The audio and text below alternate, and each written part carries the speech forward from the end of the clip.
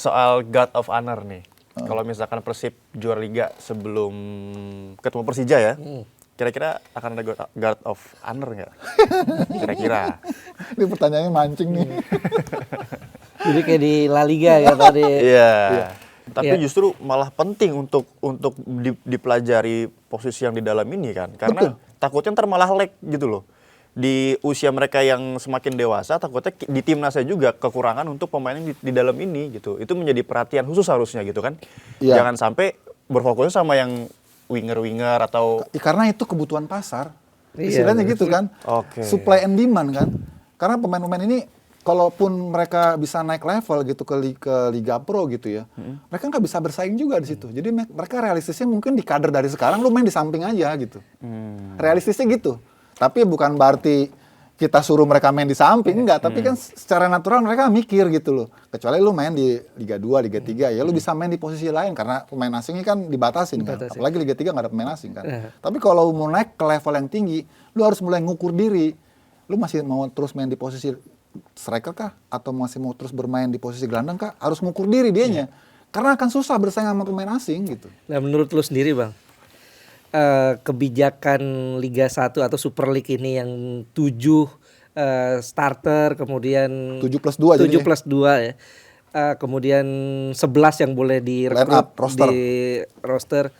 Itu gimana? Ya memang secara buat persaingan main di Asia Ya. oke lah ya, jadi bisa bersaing. Karena kan di AFC Champions League Elite dan League 2 itu nggak ada aturan. Nggak ada batasan ya? Nggak ada batasan, jadi berapa aja. Oke, tapi secara regenerasi pemain-pemain timnas kita, takutnya kita kayak Arab Saudi itu. Iya. Yang dikeluhin sama Roberto Mancini kan. Nah, menurut lu sendiri udah benar gak sih atau musim depan jangan dipakai lagi tuh regulasi itu? Iya. Kalau gue pribadi gue nggak setuju Gue pribadi nggak setuju. Karena gue penggiat sepak bola usia muda. Jadi pasti ada emosinya juga gitu kan. Ada engage juga dengan bagaimana masa depan pemain muda kita nih. Kalau kayak begini didominasi banyak pemain asing gitu ya. Kita boleh mengarah ke global ya. Itu nggak bisa kita hindarin memang. Itu tuntutan global dan industri kan ya. Tapi kita juga harus mikirin bagaimana kesempatan pemain kita untuk dapat posisi. Kalau disuruh bersaing pasti kalah bersaing. Pasti kalah bersaing. Jadi nggak apple to apple gitu ya. Jadi kalau mau cari jalan tengahnya nih supaya sisi industrinya tetap terjaga, tetap kompetitif, tetap kita bisa bersaing di level internasional di AFC gitu misalnya ya. Kalau memang itu alasannya, tapi tetap pembinaan kita tetap jalan, bikin kompetisi layer di bawahnya. Yang boleh dibilang ini menjadi penyuplai untuk ke senior buat timnas U23. Jadi ngapain pakai EPA 20 EPA-nya 22 aja. Tuh.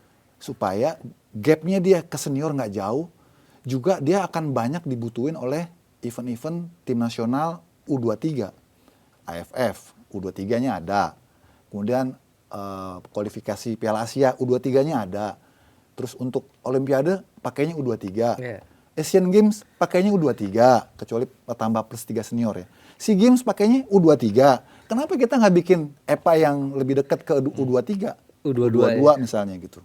Kalau 21 terlalu jauh. Walau kita dulu pernah ada Liga 1 U21. Tapi menurut gue sekarang kalau untuk memenuhi kebutuhan timnas yang untuk layer bawahnya dan kasih kesempatan pemain muda kita berkembang, bikin kompetisi sendiri yang U22.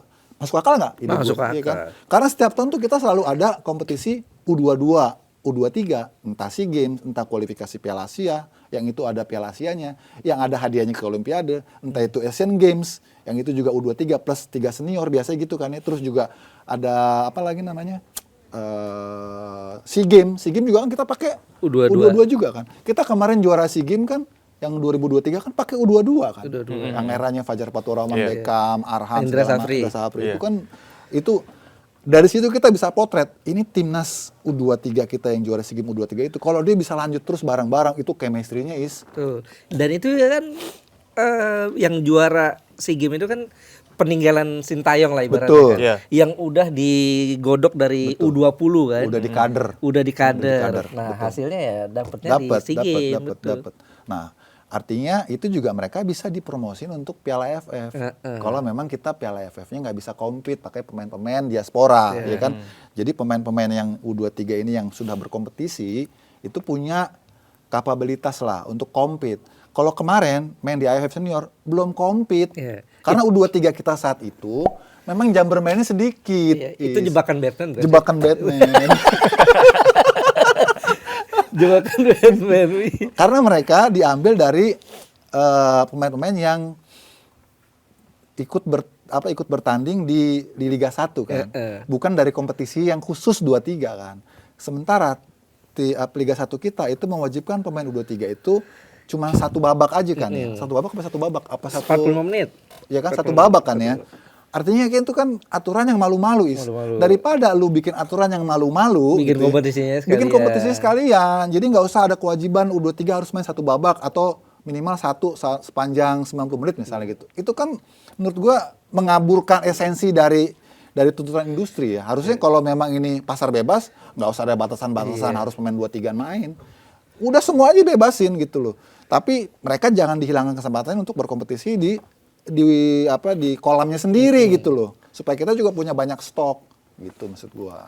Iya, yang gua khawatir tuh kita ke ujung-ujungnya kayak Arab Saudi. Bahkan sekelas Italia itu hancur sekarang timnasnya kan. Betul.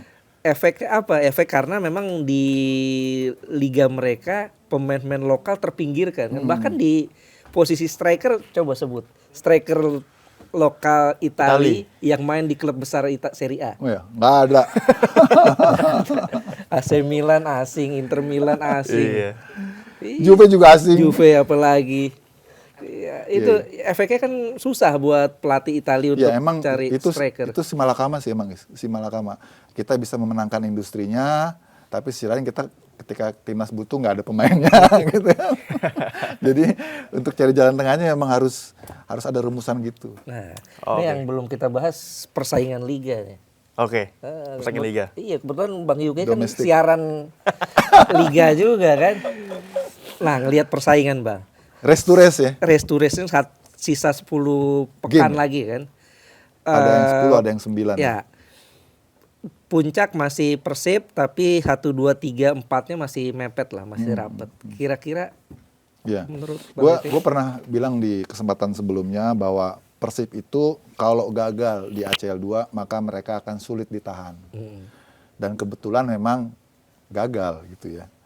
Jadi squad yang disiapkan untuk 2 layer ini, maksudnya squadnya yang gemuk ini, nggak ada lagi kompetisi lain kecuali mereka all out untuk bisa memenangkan liga. Dan itu sudah kelihatan kan dalam beberapa laga terakhir Persib nggak terkalahkan ya. Udah berapa kali nggak terkalahkan? Sepanjang nggak terkalahkan kan?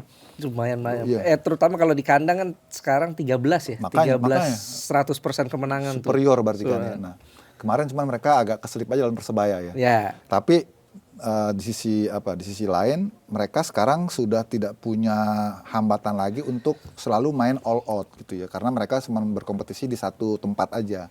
Itu membuat mereka sekarang agak nyaman sih menurut gua, soalnya lapisan dan kualitas mereka punya kedalaman tuh bagus banget gitu. Mereka bisa main pakai 2 tim sebetulnya. Mereka kemarin bahkan di putaran kedua mereka masih nyimpen tuh Sergio Castel ya. Terus si Levin Kurzawa yang belum all out lah istilahnya, baru gabung, baru adaptasi gitu ya. Itu kan kelasnya udah tinggi banget. Sementara pemain utamanya aja udah semengerikan gitu ya. Jadi menurut gua dengan pertimbangan lawan-lawan yang akan dihadapi Persib, sebenarnya kuncinya ada di Persib. Karena sekarang mereka unggul 6 poin ya dari Persija kalau nggak salah ya. Iya. Terus berapa poin dari Borneo 4 ya. 4 ya. Jadi dengan pertimbangan itu teorinya sebetulnya tinggal bagaimana Persib tidak kehilangan poin lawan Borneo, dan itu di Borneo kalau nggak salah sih, atau di Samarinda besok. Samarinda ya. Dan juga lawan Persija. Kalau mereka bisa amanin itu di atas kertas, mereka akan kunci gelar. Karena lawan-lawan yang lainnya tuh nggak ada yang istimewa ya. Berbeda dengan Persija dan juga dengan Borneo sendiri, mereka posisinya nggak boleh lagi kehilangan poin. Mereka harus terutama Persija ya, yang udah jedanya 6 poin, mereka nggak boleh miss lagi. Mereka nggak, kadang-kadang nih kan Persija ini kan lawan yang enggak gitu kalah gitu ya. Lawan Semen Padang kalah, lawan Arema kalah gitu. Yang harusnya mereka kunci gitu ya. Itu yang enggak yang membuat mereka akhirnya banyak tercecer gitu. Kalau Persib kan smooth ya dia. Ya. Itu yang menurut gua peluang besarnya emang masih di Persib. Enggak berasa ya. Bisa diperpanjang nggak sih? Oke, Terakhir Bung Yuka, soal Guard of Honor nih. Kalau misalkan Persib juara Liga sebelum ketemu Persija ya, kira-kira akan ada Guard of Honor nggak? Kira-kira. Ini pertanyaannya mancing nih. Jadi kayak di La Liga ya tadi. Iya. Kak, gue nggak tahu ya apakah itu ada dalam regulasi. Pertama harus dipastiin kalau itu dalam regulasi bunyinya seperti apa. Apakah itu lebih kepada istilahnya tradisi ya, ataupun juga lebih ke nilai-nilai sportivitas atau lebih kepada keinginan willing gitu ya. Itu harus tegas dulu. Kalau misalnya itu udah bunyi di regulasi ya harus dilakukan gitu kan. Kan menariknya nanti terjadi misalnya Persib juara itu sebelum ketemu Persija di pekan ke-31. Itu kan rame ya. Cuma kan itu terjadinya kan di sini kan, di Jakarta kan. Tapi ya terlepas dari itu sebenarnya lumrah-lumrah aja, wajar-wajar aja dalam konteks untuk apa ya, respect, sportivitas, nggak ada masalah sebenarnya. Kenapa harus jadi diramein gitu ya. Tapi ya agak beda nih, peradaban kita nih lain. Peradaban kita nih lain gitu ya.